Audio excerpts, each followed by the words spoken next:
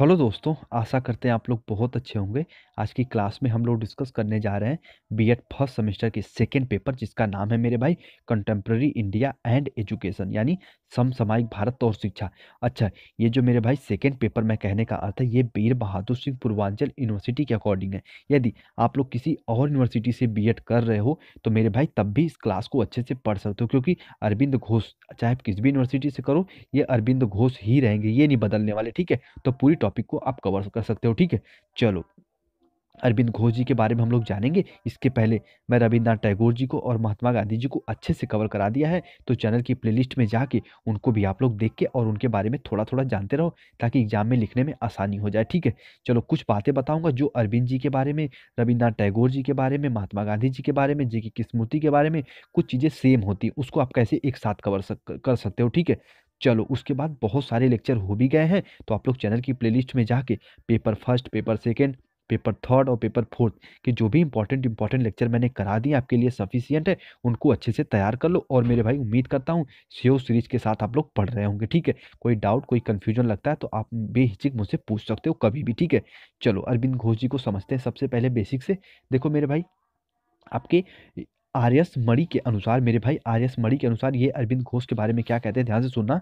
कि शिक्षा पर अरविंद घोष के विचार सिद्ध करते हैं कि वे हमारे देश के सबसे प्रमुख और सबसे प्रसिद्ध शिक्षा शास्त्री में से एक हैं। ठीक है, यानी कि जो आपके अरविंद घोष जी, उनके विचार जो थे वो भैया ये प्रदर्शित करते हैं ना, कि वो हमारे भारत देश के सबसे प्रमुख और सबसे मेरे भाई कि जो कि प्रसिद्ध शिक्षा शास्त्री थे। ठीक है, चलो उनका कथन है कि जिस प्रकार शिक्षा की हमें हमारे देश के लिए आवश्यकता है, वह भारतीय आत्मा, आवश्यकता, स्वभाव, संस्कृति के अनुकूलन होनी चाहिए या फिर अनुकूल होनी चाहिए। यानी हम जो भारतीय हैं मेरे भाई, उनको पता है शिक्षा कैसी मिलनी चाहिए, ताकि वो थोड़ा सा आध्यात्मिक से रिलेटेड हो, आत्मा से रिलेटेड हो, आवश्यकता से, स्वभाव से, संस्कृति से, उनके पर्सपेक्ट से ये अनुकूलन होना चाहिए, अनुकूल होना चाहिए, वैसी शिक्षा होनी चाहिए। ये कौन कहते हैं? आपके प्यारे अरविंद साहब। ये हो तो होगी इनकी भूमिका। ठीक है, चलो इस प्रकार इसे आप लोग पढ़ लेना। बाकी इनके जीवन परिचय को समझो, बहुत इंपॉर्टेंट इनका जीवन परिचय है। देखो क्या है कि भारत भूमि पर सदैव महान आत्माओं ने जन्म लिया। देखो भाई, ये इनके बारे में भी लिख सकते हो, ये महात्मा गांधी जी के बारे में भी लिख सकते हो। ये पॉइंट है, ये पॉइंट आप चाहे कि रविन्द्रनाथ टैगोर जी के बारे में भी लिख सकते हो, कि भारत भूमि पर सदैव महान आत्माओं ने जन्म लिया। ठीक है, चलो उन्हीं में से एक आत्मा महर्षि अरविंदो जी थे, यानी महर्षि अरविंद जी की मेरे भाई घोष थे। ठीक है, उसके बाद श्री अरविंद जी का जन्म 15 अगस्त 1872 को हुआ था। सब कुछ भूल जाना, पर ये मत भूलना कि उनका जन्म कब हुआ था। ठीक है, उनका जन्म कब हुआ था? तो 15 अगस्त 1872 को हुआ था, कलकत्ता में। कि एक मेरे भाई सब प्रसिद्ध, कि मेरे भाई कह सकते हैं ना कि सब चीज से मेरे भाई सक्षम परिवार में इनका जो कि जन्म हुआ था, कलकत्ता में। कब हुआ था? तो 15 अगस्त 1872 में। ठीक है, उसके बाद इनके पिता जो मेरे भाई कृष्णधन घोष थे, वो एक डॉक्टर थे, और इनकी माता का नाम क्या था? स्वर्णमाला देवी था। ठीक है, उनके पिता कलकत्ता के एक प्रसिद्ध डॉक्टर थे। ठीक है, तो आपको पता है जब प्रसिद्ध डॉक्टर थे तो भैया पैसा वैसा तो उनके पास रहा ही होगा, तो ये मेरे भाई लंदन वंदन पढ़े गए ही होंगे, तो आगे हम उसको भी बात करेंगे। फिर इनके दो भाई भी थे, विनय भूषण और मदन मोहन घोष जी। ठीक है, चलो अभी इनकी जो कि मेरे भाई वाइफ थी मृणालिनी, उनकी भी मैं बात करूंगा। देखो क्या होता ना, सबसे पहले हम लोग इनके जन्म को जाने, फिर इनकी शिक्षा को जानेंगे, फिर इनकी पत्नी को जानेंगे, फिर आगे की चीज़ों को समझेंगे। अब ऐसा नहीं ना कि सबसे पहले इनकी हम मृत्यु को बता दे फिर इनके जन्म को बता दे, ये गलत होगा। ठीक है, चलो अब आगे देखो। अरविंद की आरंभिक शिक्षा दार्जिलिंग के मेरे भाई लोरटो कॉन्वेंट में हुई।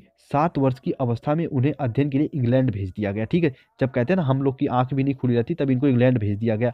ठीक है, वे लंदन और कैम्ब्रिज में शिक्षा ग्रहण करने हेतु 14 वर्ष तक रहे। ठीक है, वो 14 वर्ष तक कहाँ रहे? मेरे भाई कैम्ब्रिज में अपनी शिक्षा ग्रहण की। ठीक है, अंग्रेजी के अतिरिक्त उन्होंने फ्रेंच, ग्रीक और इटालियन और लैटिन भाषा का अध्ययन किया। ठीक है, तो मेरे भाई ये बहुत पढ़े लिखे इंसान थे, इतना जानते रहो। फिर पिता की इच्छा पर उन्होंने इंडियन सिविल सेवा सेवा की परीक्षा दी, और मेरे भाई 1890 में पास भी किया। किंतु उनको भैया पसंद नहीं था कि अंग्रेजों के अधीन वो कार्य करें। ठीक है, और वो घुड़सवार की परीक्षा नहीं दिए, इसलिए उन्हें असफल घोषित कर दिया गया। ठीक है, चलो फिर 1901 में उनका विवाह हुआ। उनकी पत्नी का नाम था मृणालिनी देवी। ठीक है, इस प्रकार आप लोग समझ सकते हो इनके जीवन परिचय को। ठीक है, अब देखो जो इंपॉर्टेंट पॉइंट यहाँ से शुरू होता है। 1906 में एक मेरे भाई राजनीतिक समारोह आयोजित हुआ, जो मेरे भाई बैरी साल में राजनीतिक सम्मेलन में वे सम्मिलित भी हुए। यद्यपि राजनीतिक क्षेत्र में वह बस केवल 4 साल ही रहे, परंतु इतने समय में उन्हें युगांतर, वंदे मातरम, धर्म, कर्मयोगी के माध्यम से अपने विचार जनता तक पहुंचाते रहे। ठीक है। अच्छा, अरविंद जी का मानना था ना कि हम भारतीयों का पूर्ण मेरे भाई लक्ष्य क्या होना चाहिए, स्वराज होना चाहिए। ठीक है, इस प्रकार समझ सकते हो। अब देखो, अपनी क्रांति व राजनीतिक कारणों के कारण वो मेरे भाई अलीपुर जेल में रखे गए। ठीक है, उनका जो आंदोलन था, उस आंदोलन में उनको भैया पकड़ के जेल में डाल दिया गया, वो अलीपुर जेल में। ठीक है, उसी समय उसी जेल में उन्हें मेरे भाई आध्यात्मिक चेतना का आरंभ हुआ, यानी अध्यात्म करना वो प्रारंभ कर दिए। देखो क्या था ना, पहले के जेल पता है अंग्रेज की जेल कैसी थी, सिर्फ एक ठो मेरे भाई विंडो हुआ करती थी, उसमें से रोशनी आती थी, बाकी आप अकेले कमरे में रख दिए जाते थे। जितने प्रमुख विचारक थे ना, इनको अकेले कमरे में रखा जाता था, क्योंकि इनको पता था अंग्रेजों को अगर इनको कई ग्रुप के समूह साथ में रखेंगे ना, तो ये लोग सबको शिक्षित कर देंगे। तो इनको भैया अकेले रखा गया, और ये भैया उसमें पढ़े पढ़े पढ़े, फिर इनको आध्यात्मिक चेतना का मेरे भाई आभास हुआ प्रथम बार।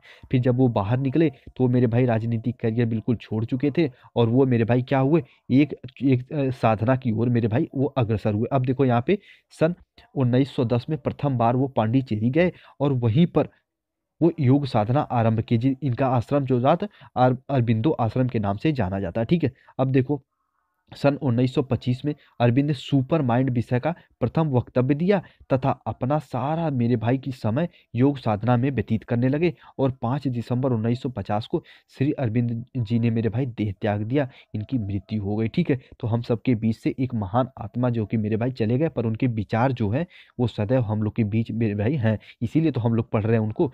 ठीक है।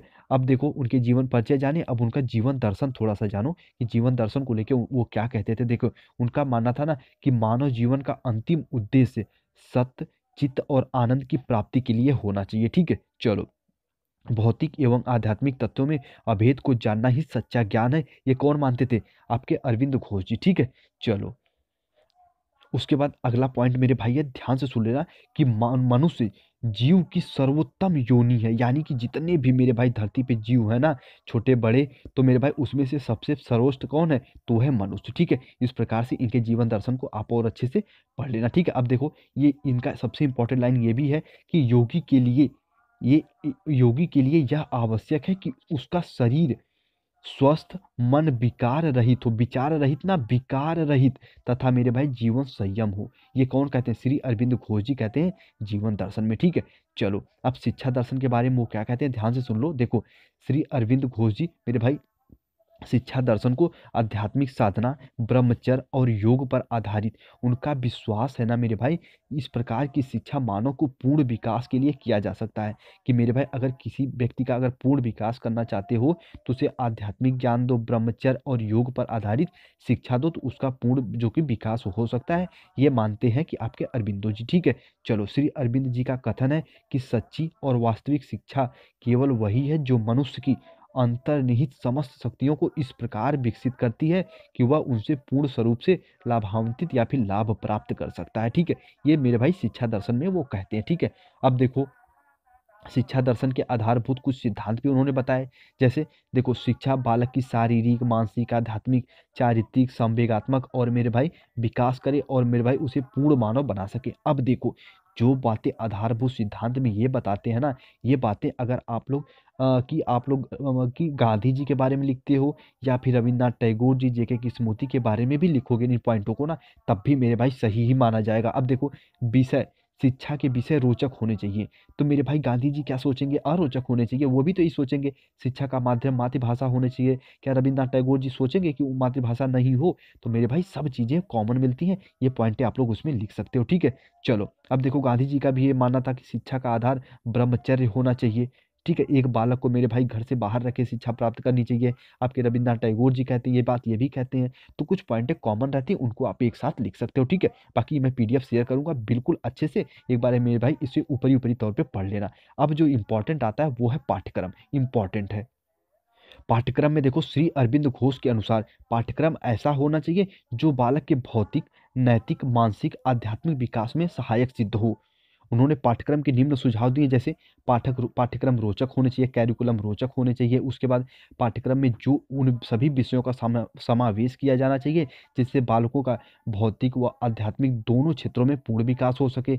पाठ्यक्रम में वे सभी विषय सम्मिलित किए जाने चाहिए जिनसे जीवन की मेरे भाई क्रियाशीलता के गुण मौजूद हों, ठीक है, जिनमें क्रियाशीलता के गुण मौजूद हों जीवन के, ठीक है। उसके बाद फोर्थ पॉइंट, पाठ्यक्रम ऐसा हो जिसके द्वारा विश्व ज्ञान में बालक की रुचि उत्पन्न हो सके, बालक मेरे भाई विश्व के बारे में, वर्ल्ड के बारे में भी थोड़ा बहुत नॉलेज जानता रहे, ठीक है। अब देखो, अब ये बात बताओ, ये सारे पॉइंट तुरंत बालक को दोगे तो वो नहीं सीख पाएगा। अब बताओ 2 वर्ष का बालक है, उसे विश्व के बारे में बताओगे, नहीं समझेगा। तो उन्होंने बताया कि कब किस स्तर पे कौन सी शिक्षा देनी चाहिए पाठ्यक्रम में, उन्होंने बताया। देखो, प्राथमिक स्तर पर उन्होंने बताया कि मातृभाषा, अंग्रेजी, फ्रेंच, सामान्य विज्ञान, सामाजिक अध्ययन, गणित और चित्रकला का थोड़ा बहुत ज्ञान कराना चाहिए। उसके बाद माध्यमिक और उच्च माध्यमिक स्तर पर अंग्रेजी, मातृभाषा में अंग्रेजी, फ्रेंच, सामाजिक अध्ययन, जीव विज्ञान, वनस्पति विज्ञान, स्वास्थ्य विज्ञान, भूगर्भ, गणित और चित्रकला के बारे में ज्ञान देना चाहिए। उसके बाद विश्वविद्यालय स्तर पर, यूनिवर्सिटी स्तर पर भारतीय शिक्षा, पाश्चात्य दर्शन, मनोविज्ञान, समाजशास्त्र, सभ्यता का अंतर्राष्ट्रीय संबंध, उसके बाद जीव विज्ञान, विश्व एकीकरण के बारे में बताओ। उसके बाद जब उन्हें व्यावसायिक शिक्षा दो तब उनको चित्रकारी, फोटोग्राफी, सिलाई, जो लड़कियां सिलाई सीखती हैं, उसके बाद सूची शिल्प कार्य, उसके बाद शिल्प कला संबंधी ड्राइंग, आशुलिपि, कुटीर उद्योग, काष्ठ कला, सामान्य, इन सब चीज़ों के बारे में बताओ। कब? जब वो मेरे भाई व्यावसायिक शिक्षा जब उनको दो, ठीक है। मैकेनिकल, इलेक्ट्रिकल, इंजीनियर, ये सब कब दो? जब उनको व्यावसायिक शिक्षा दो, ठीक है। चलो, उसके बाद शिक्षण विधि में अरविंद घोष जी क्या कहते हैं, देखो, जो पॉइंट है मैं इसलिए इसको तेज कवर करा रहा हूँ ताकि आप लोग इन्हें एक बार भैया कवर कर लो, ताकि एग्जाम में अच्छे खासे लिख लो। अब देखो, शिक्षण विधि में आप अगर रविन्द्रनाथ टैगोर जी की शिक्षण विधि पूछे ना, तब भी ये लिख सकते हो। गांधी जी की शिक्षण विधि ये लिख सकते हो, क्योंकि मेरे भाई शिक्षण विधि सब चाहेंगे कि जो भी शिक्षण विधि करो वो बालक को केंद्र बना के करो। तो भैया कोई भी बोले सेम बात ही बोलेंगे। देखो, शिक्षा का माध्यम मातृभाषा होनी चाहिए, गांधी भी जी सेम बात बोलते हैं, तो शिक्षण विधि में आप इनको लिख सकते हो। उसके बाद बालक की शक्तियों का विषय की प्रकृति के अनुसार होना चाहिए, यानी कि बालक की शक्तियों का विषय की प्रकृति के अनुसार प्रयोग करना चाहिए, ये कहते हैं आपके श्री अरविंद घोष जी। उसके बाद देखो मेरे भाई, थर्ड पॉइंट है, बालक द्वारा किए जाने वाले प्रयासों और अनुभवों को प्रोत्साहित करना चाहिए, यानी कि जो एक शिक्षक है ना, वो बालक जो भी कार्य करे उसको प्रोत्साहन दे, ठीक है, उसको डिमोटिवेट ना करे, ये कहते हैं। उसके बाद देखो, स्वयं करके सीखना, बालकों को स्वतंत्र प्रदान करना, कहते हैं ना। देखो, हमको क्या होता था पहले, जब एक टीचर आता था ना तो क्या कहता था, ब्लैक बोर्ड पे कहता था जाओ मिटाओ। क्यों कहता था वो मिटाने के लिए? हमको सक्रिय करता था। एक अच्छे टीचर की गुण यही होता था। हम कहते थे अरे ये तो मास्टर साहब बहुत आलसी, हमको मिटवाने के लिए कह रहे हैं ब्लैक बोर्ड पे, लेकिन मेरे भाई वो हमको एक्टिव करते थे, बच्चों को एक्टिव करते थे। इस प्रकार समझ सकते हो कि बालकों को स्वयं करके सीखना चाहिए, उनको स्वतंत्रता प्रदान करना चाहिए। इन प्रकार से आप लोग सीख सकते हो। देखो, बालक की रुचियों का अध्ययन, बालक को क्या पसंद है, कब खेलना पसंद है, उनको कौन से विषय में इंटरेस्ट है, किस प्रकार हमको पढ़ाना है, ये शिक्षण विधि में इन सबको आप काउंट कर सकते हो, ठीक है। चलो, इसको एक बात शेयर करूंगा, आप लोग पढ़ लेना। देखो, अरविंद अरविंद घोष के अनुसार ये अनुशासन को भी मानते थे, आपके जो कि गांधी जी भी अनुशासन को मानते थे, रविन्द्रनाथ टैगोर जी भी अनुशासन को मानते थे, ये भी डिसिप्लिन अनुशासन को मानते थे। अच्छा, अनुशासन का मतलब ये नहीं कि एक एक जो कि कोई बालक है उसको अनुशासित करने के लिए आप बल भर मारो, नहीं। उसको अनुशासित करने के लिए मेरे भाई उसको आचरण आचरण प्रस्तुत करो, किसी आचरण का उदाहरण दो, जैसे उसको एपीजे अब्दुल कलाम का उदाहरण दो, मदर टेरेसा का उदाहरण दो, महात्मा गांधी का उदाहरण दो। तो ऐसे आचरण प्रस्तुत करो, ये नहीं कि उसको सिखाओ कि मार मार के सिखाओ, नमस्ते करो, प्रणाम करो, नहीं। उसको मेरे भाई उदाहरण देके अनुशासित करो, ये कहते हैं आपके अरविंदो घोष जी, ठीक है। इस प्रकार आप लोग समझ सकते हो। चलो, उसके बाद अध्यापक का स्थान, ये इंपॉर्टेंट है, ये बताते हैं। अरविंद जी का कथन है कि अध्यापक निर्देशक या स्वामी नहीं है, वह सहायक और पथ प्रदर्शक होना चाहिए। यानी जो एक अध्यापक है ना, वो मेरे भाई वो ये नहीं कहे कि आप ये करो, ये नहीं। वो मेरे भाई एक शिक्षक का सहायक हो। जैसे द परफेक्ट स्टडी आपको आपके साथ क्या करता है, आपका सहायक ही तो है। आपको पीडीएफ फाइल प्रोवाइड कर दिया, आपके जो प्रैक्टिकल है वो प्रोवाइड कर दिया, तो आपका सहायक ही तो है, पथ प्रदर्शक ही तो है। तो इस प्रकार से शिक्षक का स्थान उन्होंने बहुत भैया इंपॉर्टेंट माना, ठीक है। चलो, उसके बाद जो है बालक का स्थान, ये भी इंपॉर्टेंट है, इसको भी आप लोग एक बार अच्छे से पढ़ लेना। एक बालक को मेरे भाई सर्वप्रमुख स्थान दिए श्री अरविंद घोष जी, ठीक है। जबकि जेके की स्मृति पढ़ोगे तो उसमें भी ये पढ़ोगे कि उन्होंने भी बालक को एक महत्वपूर्ण स्थान माना, ठीक है। चलो, इस प्रकार इसे भी आप लोग एक बार अच्छे से पढ़ लेना जब मैं इसको शेयर करूंगा, ठीक है। उसके बाद देखो, विद्यालय के बारे में श्री अरविंद घोष जी क्या कहते हैं, ध्यान से सुन लेना। अरविंद जी मानते हैं ना, विद्यालय ऐसा हो जहाँ बालक के मेरे भाई अंदर जो कि भौतिक व आध्यात्मिक गुणों का विकास कर सके। जब जो बच्चे गांधी जी को पढ़े होंगे सेम बात मानते होंगे, जो कि रविन्द्रनाथ टैगोर जी को पढ़े थे वो भी ये बात मानते होंगे। रविन्द्रनाथ टैगोर जी क्या कहते थे, विद्यालय ऐसा होना चाहिए कि जहाँ मेरे भाई बालक को आध्यात्मिक नॉलेज हो, ठीक है, वो उसका नैतिक गुणों का विकास हो। सेम बात ये भी कहते हैं। तो कुछ बातें जो सेम है वो आप एक साथ ही लिख सकते हो। देखिए, उन्होंने विद्यालय के संबंध में अपने विचारों को क्रियान्वित किया और मेरे भाई एक आश्रम की स्थापना की जिसे अरविंद आश्रम के नाम से जाना जाता है। ठीक है, इस प्रकार से आप लोग जानते रहना। ठीक है, चलो वो कहाँ स्थित था, तो पांडिचेरी में था। ठीक है, चलो इस प्रकार से देखो, ये इंपॉर्टेंट है। अरविंद जी के अनुसार मेरे भाई विद्यालयों में प्रत्येक जाति, धर्म, रंग, वर्ग आदि के बालकों को प्रवेश मिलना चाहिए। उनके किसी भी आधार पर भेदभाव नहीं करना चाहिए। ये कहते हैं मेरे भाई आपके अरविंद घोष जी। ठीक है, चलो अब जो ऊपर पढ़े हो, इतना सब कुछ जाने हो, उसका समराइज करके ये थोड़ा सा जान लो कि देखो श्री अरविंद के शिक्षा दर्शन का मूल्यांकन कर लो कि मेरे भाई उनका दर्शन में एक पॉइंटों में इनको समझानो तो इन पॉइंटों में समझा सकते हो। देखो क्या है कि सबसे फर्स्ट तो ये है कि योग पूर्ण योग पर बल देते हुए मेरे भाई विश्वविद्यालय की स्थापना करना। ये कहते हैं ना कि मेरे भाई कि आप किसी भी विश्वविद्यालय हो, चाहे मेरे भाई स्कूल हो, उसमें योग और पूर्ण योग पे भैया बिल्कुल बल दो। ठीक है, उसके बाद आध्यात्मिक एकता पर बल देना चाहिए। ठीक है, थोड़ा सा बालकों को आध्यात्मिक नॉलेज दो ताकि उनमें मेरे भाई नैतिक गुणों का विकास हो सके। राष्ट्रीय शिक्षा नीति पर बल देना चाहिए। उसके बाद क्या है, अति मानसिक चेतना को सिद्ध करना चाहिए। कर्म योग का सिद्धांत इन्होंने बताया कि एक बालक को मेरे भाई कर्मयोगी बनना चाहिए, कर्म करके कुछ चीज़ों को सीखना चाहिए। उसके बाद शिक्षा में नैतिक व धर्म को महत्वपूर्ण समझना। उसके बाद अत्युत्तम मानव की कल्पना करना। एक मेरे भाई अति उत्तम, कहते हैं ना, मानव में अति उत्तम मानव की कल्पना करना, इनका मेरे भाई प्रमुख जो कि दर्शन था। ठीक है, इस प्रकार से रविंद्र जो कि हम लोग अरविंद घोष जी को मोटी मोटा तौर पर कवर कर लिए, जो कि इंपॉर्टेंट था। अब इसे आप लोग क्या करना, पीडीएफ को एक बार अच्छे से पढ़ लेना। इनका जन्म कब हुआ था एक बार मैं बता देता हूँ। 15 अगस्त 1872 को। कहाँ हुआ था, कोलकाता में। किसके परिवार में हुआ था मेरे भाई, तो इनके पिताजी एक डॉक्टर थे जिनका नाम था कीर्तन घोष और माता का नाम था स्वर्णमाला देवी। ठीक है, चलो इनके दो भाई थे, विनय भूषण और मदन मोहन घोष जी। ठीक है, इनकी जो पत्नी थी उनका नाम क्या था, तो मेरे भाई मृणालिनी देवी। विवाह कब हुआ था, 1901 में। ठीक है, और इन्होंने सिविल सर्विस परीक्षा कब पास की, तो 1890 में। अब इतने पॉइंट को दिमाग में रख के आप कुछ भी लिख सकते हो, आप अच्छा ही लिखोगे, इतना मुझे उम्मीद है। ठीक है, चलो इस प्रकार से ध्यान रखना। चलो, और इन्होंने मेरे भाई जी की योग आरंभ कब किया, तो आपको पता है कि ये मेरे भाई की जो 1910 में। ठीक है, चलो उसके बाद कुछ पॉइंट हैं, इनका देहांत कब हुआ, तो 5 दिसंबर 1950 को इनका देहांत हो गया। उसके बाद जीवन दर्शन को पढ़ लेना, इनके पाठ्यक्रम को जरूर पढ़ लेना कि इन्होंने पाठ्यक्रम में क्या क्या चीजें बताई थी, पाठ्यक्रम कैसा होना चाहिए। ठीक है, चलो उम्मीद करता हूँ अरविंदो घोष को आप लोग अच्छे से समझे होंगे। ठीक है, चलो बाकी जो लेक्चर हो गए सबको एक बार अच्छे से जाके कवर करो, रिवीजन करो। जो लेक्चर में द परफेक्ट स्टडी आपको देता है उसको बेसिक तौर पे आप लोग कवर करने का प्रयास करो। ठीक है, जल्दी पीडीएफ द परफेक्ट स्टडी में मैं आपको प्रोवाइड कर दूंगा। आपको कुछ भी पूछना हो, कोई आपके मन में डाउट हो, तो आप लोग मुझे इंस्टा आईडी पे जुड़ के कुछ भी डिस्कस कर सकते हो। ठीक है, चलिए अपना ख्याल रखिए, मुस्कुराते रहिए, और हाँ, चीज़ें पसंद आ रही है तो ज़्यादा से ज़्यादा चैनल को शेयर कीजिए अपने फ्रेंडों के साथ। नए हो तो सब्सक्राइब करके जुड़ जाओ। चलो अपना ख्याल रखो, मुस्कुराते रहो। ठीक है, चलिए।